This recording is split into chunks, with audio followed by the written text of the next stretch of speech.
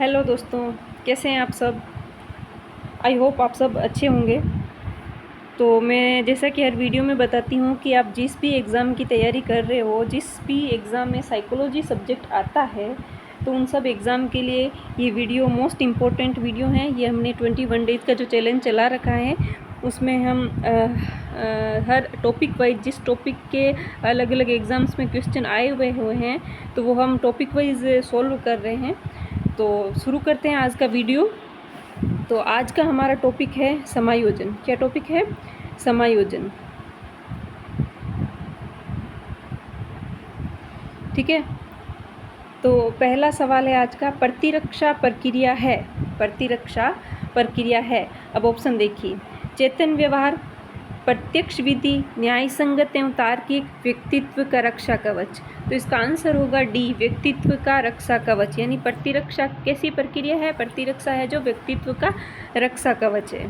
ठीक है। अगला सवाल है कि एक विकलांग बालक अत्यधिक परिश्रम करके कक्षा में प्रथम आने का प्रयास करता है, इसे किस प्रतिरक्षण प्रणाली में रखेंगे? एक विकलांग बालक अत्यधिक परिश्रम करके कक्षा में प्रथम आने का प्रयास करता है, इसे किस प्रतिरक्षण प्रणाली में रखेंगे? ऑप्शन है पुष्टिकरण, प्रक्षेपण, प्रतिगमन या क्षतिपूर्ति। तो इसका सही आंसर होगा क्षतिपूर्ति। कैसे? क्योंकि वो अपनी विकलांगता को मतलब कि कक्षा में प्रथम आके उस चीज़ की क्षतिपूर्ति करना चाहता है ना। तो हमारा अगला सवाल है कि रक्षा तंत्र बहुत सहायता करता है। रक्षा तंत्र बहुत सहायता करता है हिंसा से निपटने में, दबाव से निपटने में, थकान से निपटने में या अजनबियों से निपटने में। तो इसका सही आंसर होगा दबाव से निपटने में। किससे? दबाव से। देखिए दोस्तों, ये जो क्वेश्चन है ना, ये किसी न किसी एग्ज़ाम में आए हुए हैं। इनके आगे लिखा भी हुआ है कि ये किस किस एग्ज़ाम में आए हुए हैं। तो इनको आप बहुत अच्छे से देखिए, सुनिए और इनको याद करने की कोशिश कीजिए, ताकि ये सवाल अगर किसी एग्ज़ाम में, जिस भी एग्ज़ाम की आप तैयारी कर रहे हो, चाहे फर्स्ट ग्रेड हो, सेकेंड ग्रेड हो, थर्ड ग्रेड, रीट जो भी हो, उसमें अगर ये सवाल रिपीट होते हैं तो ये सवाल आपके गलत नहीं होने चाहिए। देखिए दोस्तों, अगर इनमें से 2 सवाल भी रिपीट होते हैं, 2, 4 जो भी, मैं तो कहती हूँ एक सवाल भी अगर रिपीट होता है तो वो सवाल हमारे गलत नहीं होना चाहिए, है ना। अगर वो आता हुआ सवाल गलत होता है तो हम मेरिट में बहुत पीछे रह जाते हैं, है ना। तो देखिए अगला सवाल कि शारीरिक निर्योग्यता वाले व्यक्ति के लिए निम्नलिखित में से कौन सी युक्ति तंत्र सबसे संतोषजनक होगी? शारीरिक निर्योग्यता वाले व्यक्ति के लिए निम्न में से कौन सी युक्ति तंत्र सबसे संतोषजनक होगी? तादात्म्यकरण, विवेकीकरण, अतिकल्पना या इनमें से कोई नहीं। तो इसका सही आंसर होगा सी, अतिकल्पना। कौन सी? अतिकल्पना। देखिए दोस्तों, अगर आपके पास जो भी बुक है साइकोलॉजी की, और उसमें से वो आप, जैसे ये मैं समायोजन के क्वेश्चन करवा रही हूँ, तो आप पहले समायोजन टॉपिक पढ़िए। हाँ, पहले ये वीडियो देख लीजिए भले ही, और फिर उसके बाद आप समायोजन टॉपिक पढ़िए बुक में से। पढ़ के फिर वापस इन क्वेश्चन को आप फिर से देखिए, तो आपको लगेगा कि हाँ, इस टॉपिक में से ये सवाल यहाँ से उठा है और ये इस एग्ज़ाम में आया हुआ क्वेश्चन है। तो आपका कॉन्फिडेंस बढ़ेगा, हाँ, कि मैं ये सवाल तो मैं भी कर सकता हूँ या कर सकती हूँ, है ना।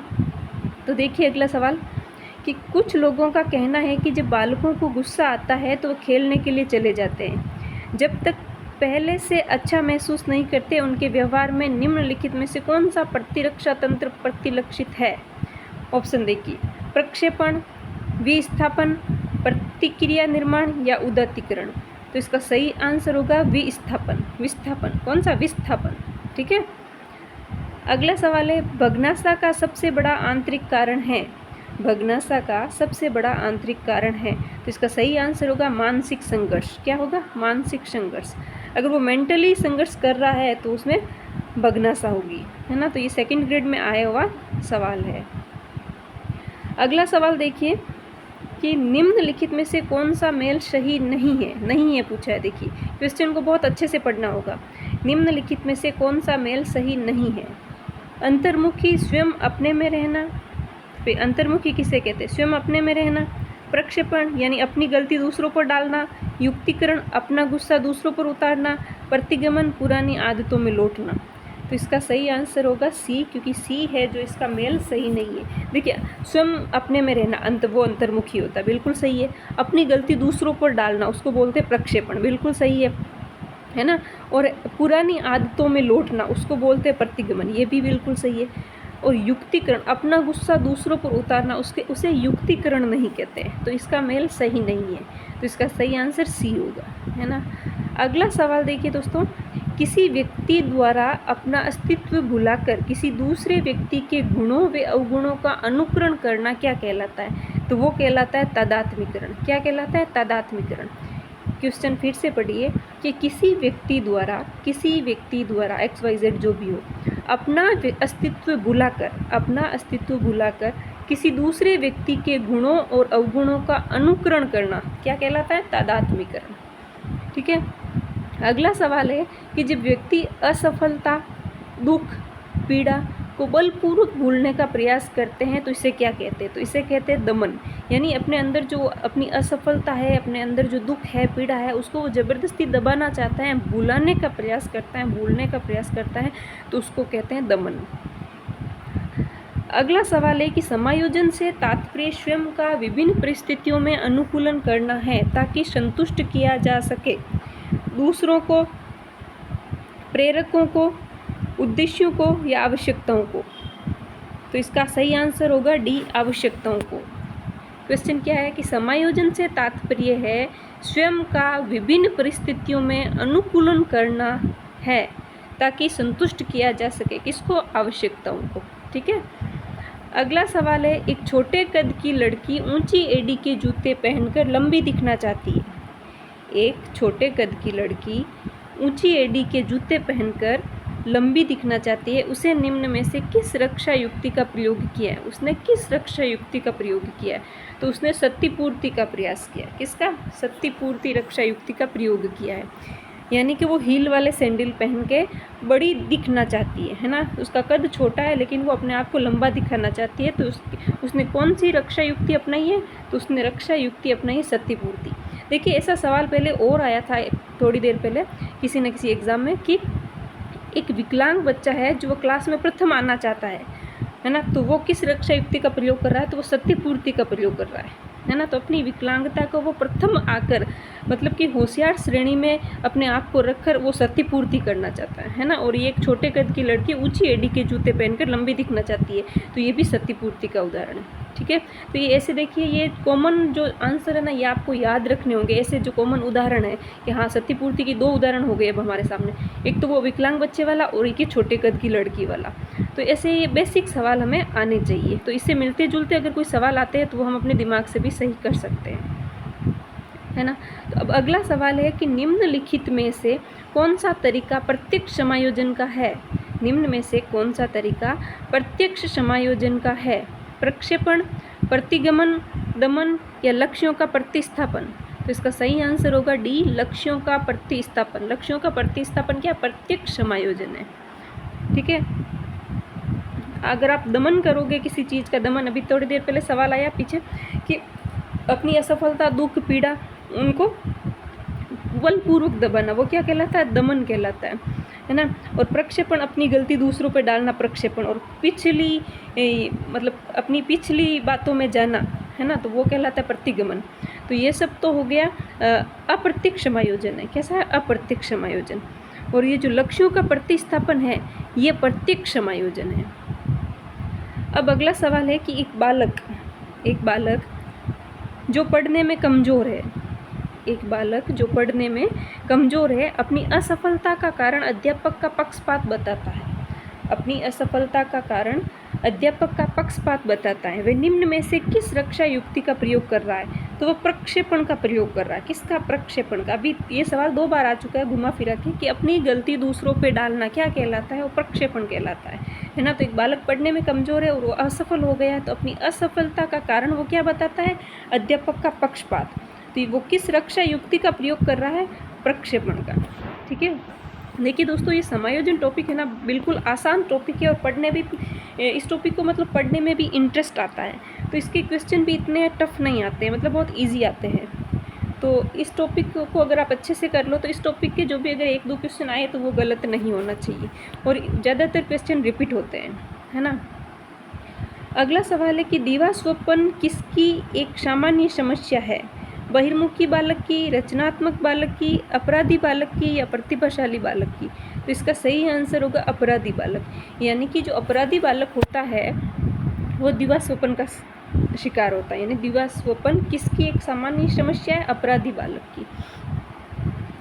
अगला सवाल है कि किशोरों को निर्णय लेने का कोई अनुभव नहीं होता, ये कथन किसका है? तो ये कथन स्किनर का है। स्किनर कहते हैं कि किशोरों को निर्णय लेने का कोई अनुभव नहीं होता है। देखिए दोस्तों, अगला सवाल कि समायोजन नहीं कर पाने का कारण है, समायोजन नहीं कर पाने का कारण है कुंठा, तनाव, द्वंद्व या उपयुक्त सभी? तो इसका सही आंसर होगा उपयुक्त सभी, यानी कुंठा, तनाव, द्वंद्व ये सभी समायोजन नहीं कर पाने के कारण है ना। अगला सवाल है कि दमन वह प्रतिक्रिया है, दमन वह प्रतिक्रिया है जिसमें व्यक्ति अपनी चेतना से उन विचारों तथा आवेगों को हटा देता है जो चिंता को उत्तेजित करते हैं। दमन वह प्रतिक्रिया है जिसमें व्यक्ति अपनी चेतना से उन विचारों और आवेगों को हटा देता है जो चिंता को उत्तेजित करते हैं। ये कथन किसका है? तो ये कथन है फ्रायड का। किसका? फ्रायड का। देखिए दोस्तों, ये जो परिभाषा होती है, ये जो कथन होते हैं, ये तो हमें याद रखने ही पड़ेंगे। इनको याद रखने के अलावा और दूसरा कोई उपाय नहीं है। तो ये फ्रायड का कथन है, ठीक है। अगला सवाल है कुसमायोजित बालक, कुसमायोजित बालक प्रसन्नचित्त होता है, पूर्ण स्वस्थ होता है, पढ़ने में तीव्र होता है या तनाव युक्त होता है? तो देखिए, ये तो दिमाग वाले सवाल है, तो ये वो तनाव युक्त होता है। जो बच्चा समायोजन नहीं कर पाएगा किसी चीज़ में, तो उसमें क्या होगा? तनाव होगा, तो वो तनाव युक्त होता है, ठीक है। अगला सवाल है कि शिक्षक के कुसमायोजन को प्रकट करने वाला उदाहरण है, शिक्षक के कुसमायोजन को प्रकट करने वाला उदाहरण है शिक्षक द्वारा मित्रों में दोष निकालना, आत्मविश्वास में कमी, छात्रों के साथ क्रूर व्यवहार या उपयुक्त सभी? तो इसका सही आंसर होगा उपयुक्त सभी, ठीक है। अगला सवाल है कि समायोजन करने वाले व्यक्ति का लक्षण है, समायोजन करने वाले व्यक्ति का लक्षण, तो इसमें संतुलन, संतुष्टि एवं सुख, समाज के अन्य व्यक्तियों का ध्यान, ये सभी कारण हैं। ये सभी क्या है? समायोजन करने वाले व्यक्ति के लक्षण, ठीक है। जो व्यक्ति समायोजन करने में, एडजस्ट करने में एक्सपर्ट होगा, वो उसमें संतुलन भी होगा, संतुष्टि एवं सुख भी होगा, और समाज के अन्य व्यक्तियों का ध्यान भी होगा उसकी तरफ। अगला सवाल है कि व्यक्तित्व का कुसमायोजन प्रकट करता है, व्यक्तित्व का कुसमायोजन प्रकट करता है आक्रमणकारी के रूप में, पलायनवादी प्रवृत्तियों में, झगड़ालू में या उपयुक्त सभी में? तो ये उपयुक्त सभी में। नेक्स्ट है कि जब बालक अपनी असफलताओं के दोष को किसी दूसरे के ऊपर लादने की कोशिश करके अपने तनाव को कम करने का प्रयास करता है, तो ये विधि क्या कहलाती है? ये स्थानापन्न समायोजन कहलाती है। क्या? स्थानापन्न समायोजन। अगला सवाल है कि निम्नांकित में से कुसमायोजित बालक है, निम्नांकित में से कुसमायोजित बालक है साधारण सी बाधा उत्पन्न होने पर मानसिक संतुलन खो देता है, असामाजिक, स्वार्थी व सर्वथा दुखी होता है, परिवेश से अनुकूलन स्थापित करने में असमर्थ होता है, तो उपयुक्त सभी। तो सही आंसर क्या होगा? उपयुक्त सभी, ठीक है। नेक्स्ट है कि बाह्य विषय के गुणों को अपना लेने या दूसरे व्यक्ति के गुणों को अपने व्यक्तित्व में ग्रहण कर लेना क्या कहलाता है? तो वो कहलाता है तादात्म्य। क्या कहलाता है? तादात्म्य। नेक्स्ट है कि भग्नाशा उस आवश्यकता की पूर्ति या लक्ष्य की प्राप्ति में अवरुद्ध होने या निष्फल होने की भावना है जिसे व्यक्ति महत्वपूर्ण समझता है। किसकी परिभाषा है? तो ये कोलसेनिक ने दी है। ये परिभाषा किसने दी है? कोलसेनिक ने। नेक्स्ट है तनाव का अर्थ है संतुलन के नष्ट होने की सामान्य भावना और परिस्थिति के किसी अत्यधिक संकटपूर्ण कारक का सामना करने के लिए व्यवहार में परिवर्तन करने की तत्परता है। तो ये किसने कहा? ये ड्रेवर ने कहा। देखिए, जो कथन है, परिभाषाएं हैं, ये तो याद करने ही पड़ेंगे और कोई दूसरा उपाय नहीं है। नेक्स्ट है संघर्ष का अर्थ है विरोध और विपरीत इच्छाओं में तनाव के परिणाम स्वरूप उत्पन्न होने वाली कष्टदायक संवेगात्मक दशा। ये किसका कथन है? तो ये डगलस व हॉलैंड का कथन है। किसका? डगलस व हॉलैंड का। नेक्स्ट है, दीवा स्वप्न देखने वाला प्रसन्न रहता है। तो किससे प्रसन्न रहता है? वो कल्पनाशीलता से प्रसन्न रहता है ना। दीवा स्वप्न यानी दिन में सपने देखना, खुली आंखों से सपने देखना, वो होता है दीवा स्वप्न। वो कल्पनाशीलता से प्रसन्न रहता है, मतलब कल्पना कर ली, मेरे तो रिजल्ट आ गया रीट का, सेकंड ग्रेड का, फर्स्ट ग्रेड का, मैं तो टीचर लग गया, मेरी ज्वाइनिंग हो रही है, ये सब क्या है? कल्पनाशीलता है। तो वो कल्पनाशीलता से प्रसन्न रहता है ना। अगला सवाल है कि किशोरों में द्वंद्व उभरने का प्रमुख कारण है। तो इसका द्वंद्व उभरने का प्रमुख कारण है अवसरों की प्रतिकूलता। क्या है? अवसरों की प्रतिकूलता। अगला सवाल है कि एक स्कूल से भागने वाले बालक के अध्ययन की सर्वाधिक उपयोगी विधि है। तो स्कूल से भागने वाले बालक के अध्ययन के लिए सर्वाधिक उपयोगी है केस स्टडी, उसके केस की स्टडी करनी पड़ेगी, है ना। नेक्स्ट है, समायोजन वह प्रक्रिया है जिसके द्वारा प्राणी अपनी आवश्यकताओं और इन आवश्यकताओं की पूर्ति को प्रभावित करने वाली परिस्थितियों में संतुलन रखता है। किसकी परिभाषा है? तो ये परिभाषा दी है बोरिंग, लैंगफेल्ड व वेल्ड ने। किसने? बोरिंग, लैंगफेल्ड व वेल्ड ने। नेक्स्ट है कि छात्रों को अपना अधिकतम विकास करने में सहायता देने के लिए आवश्यकता पड़ती है। किसकी? परामर्श की। नेक्स्ट है, समायोजन की प्रक्रिया है। तो समायोजन की प्रक्रिया गतिशील प्रक्रिया है। कैसी है? गतिशील। नेक्स्ट है, समायोजन दूषित होता है। तो समायोजन संघर्ष और कुंठा से दूषित होता है। किससे? संघर्ष और कुंठा से। तो सी आंसर होगा, उपयुक्त दोनों। नेक्स्ट है, एक बालक नवीन पुस्तक चाहता है। एक बालक नवीन पुस्तक चाहता है, लेकिन माता पिता अपनी कमज़ोर आर्थिक स्थिति के कारण पुस्तक दिलाने में असमर्थ है। बालक अपनी फटी पुरानी पुस्तक से ही संतोष अनुभव करता है और शांत व प्रसन्न रहता है। ये उदाहरण है, तो ये उदाहरण समायोजन का है, क्योंकि उस बच्चे ने एडजस्ट कर लिया है अपनी स्थिति से, है ना। तो ये समायोजन का उदाहरण है। अगला सवाल है कि समायोजन के प्रकार है। समायोजन के प्रकार क्या है? स्थापना समायोजन, मानसिक मनोरचनाएं, रचनात्मक समायोजन या उपयुक्त सभी। तो ये तीनों ही समायोजन के प्रकार है। कौन सा? स्थापना, रचनात्मक और मानसिक मनोरचनाएं। तो आंसर होगा डी, उपयुक्त सभी। नेक्स्ट है, समायोजन की विधियां हैं प्रतिगमन, प्रक्षेपण, उदात्तीकरण या उपयुक्त सभी। तो उपयुक्त सभी। प्रतिगमन, प्रक्षेपण, उदात्तीकरण सभी समायोजन की विधियां हैं। तो देखिए दोस्तों, आज समायोजन टॉपिक हमने कंप्लीट कर लिया है। समायोजन टॉपिक के जितने भी क्वेश्चन आए हुए हैं पिछली भर्तियों में, वो लगभग हमने कवर कर लिए हैं। तो आप इनको बार बार वीडियोस को देखिए, इनको याद करने की कोशिश कीजिए। देखिए, बुक हमेशा हमारे साथ नहीं रह सकती, तो आप ईयरफोन डाल के इन वीडियोज़ को सुन सकते हैं। ये क्वेश्चन जितनी बार आपकी कानों में जाएंगे, उतनी आपका माइंड इनको कैच करेगा और वो चीज़ें आपको याद रहेगी। देखिए, सुनी हुई चीज़ें ज़्यादा याद रहती हैं। तो नेक्स्ट टॉपिक लेंगे अलग, बुद्धि लेंगे या फिर और कुछ टॉपिक लेंगे। तो मिलते हैं नेक्स्ट वीडियो में। तो चैनल को देखो, वीडियो को लाइक करना, अपने फ्रेंड्स एंड फैमिली के साथ शेयर करना और चैनल को सब्सक्राइब कर लेना, ताकि जो भी अगर नया वीडियो आए वो आप तक पहुंच पाए।